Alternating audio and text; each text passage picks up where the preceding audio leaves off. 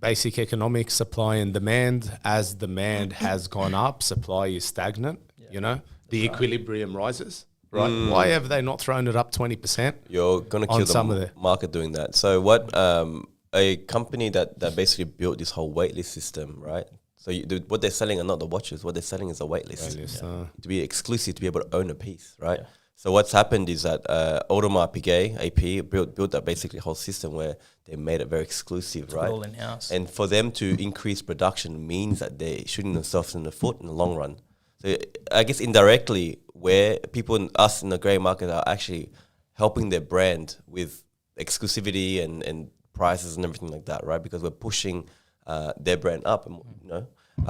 So if they were to saturate the market with the end product, what would happen? So same thing with another product that's out there, Yeezys, right? And shoes, shoes, right? At one stage they were going for what, $2,000, $3,000. Then they started, releasing all these different variances, and prices started crashing because supply. Yeah, you can get it very easily. So what's the point? 100%.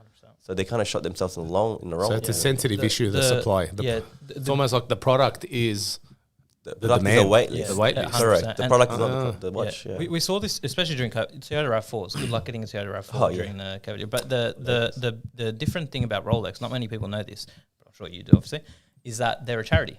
So they're a what? They're a charity. So not for profit. They're a not for profit. Correct. Yes. They're selling watches that Casio sells for $300. For $10,000, and they're a charity. So I'm sure they're a little bit better than a Casio.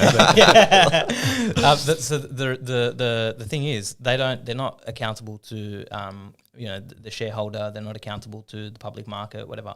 They will do what's best for their brand. They will reiterate. They don't create evolutions.